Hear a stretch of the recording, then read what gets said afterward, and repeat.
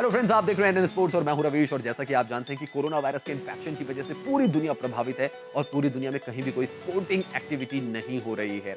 बात अगर क्रिकेट की करें तो क्रिकेट में भी कुछ नियमों में बदलाव होने जा रहा है। जब क्रिकेट मैदान में वापस लौटेगा तो कुछ बदले हुए नियमों के साथ लौटेगा। क्या ये नियम बदलने वाले हैं, इसके बारे में हम आपको बताएंगे। लेकिन उससे पहले मैं आपसे रिक्वेस्ट करूंगा कि अगर आपको वीडियो पसंद आता है इसे लाइक करें, जितना ज्यादा हो सके शेयर करें। तो चलिए बात करते हैं क्रिकेट में होने वाले बदलाव।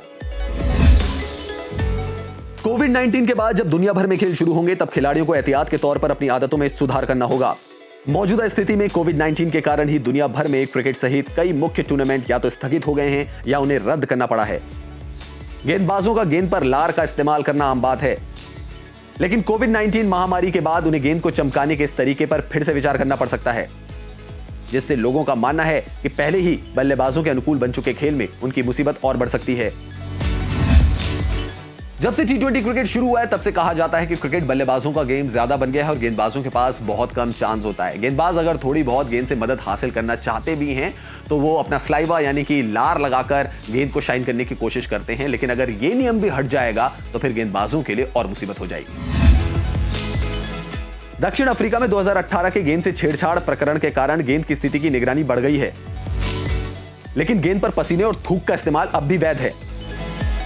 कोरोना वायरस के बढ़ते संक्रमण को देखते हुए क्रिकेट के जल्द ही शुरू होने की संभावना नहीं है और वेंकटेश प्रसाद, प्रवीण कुमार और जैसन गिलेस्पी जैसे पूर्व खिलाड़ियों का मानना है कि अंततः जब दोबारा खेल शुरू होगा तो खेल के नियम बनाने वाली संस्था को लार के इस्तेमाल को रोकना पड़ सकता है।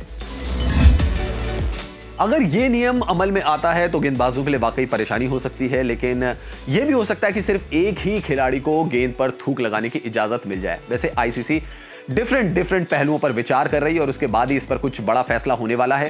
साथ ही साथ जब गेंदबाज मैदान में उतरेंगे तो कुछ ना कुछ तरीके तो वो ढूंढ ही लेंगे।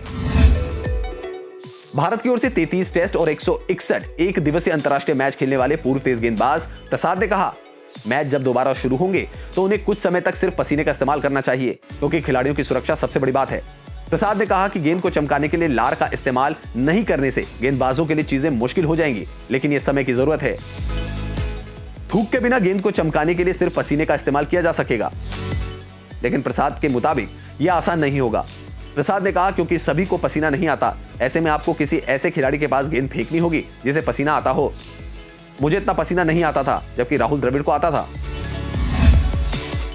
भारत और साउथ अफ्रीका के बीच जब वनडे सीरीज खेली जानी थी तो उसमें भी यह मुद्दा काफी उठा था। भारत के तेज गेंदबाज भुवनेश्वर कुमार ने भी कहा था कि वो लार का सीमित इस्तेमाल ही गेंद के ऊपर करेंगे। हालांकि यह सीरीज रद्द हो गई और उसके बाद यह मामला जो था वो ठंडा पड़ गया था।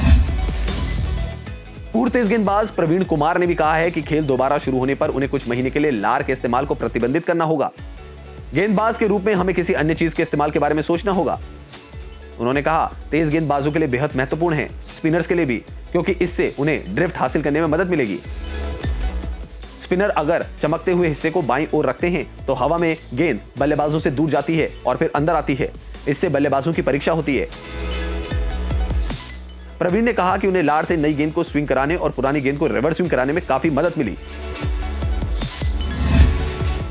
तो क्रिकेट जब दोबारा शुरू होगा तो कुछ नियमों में बदलाव आएगा। क्या कुछ ये बदलाव हो सकते हैं, उसकी जानकारी आपको एनएन स्पोर्ट्स पर मिलती रहेगी। अगर आपको ये वीडियो पसंद आया इसे लाइक करें, जितना ज्यादा हो सके शेयर करें।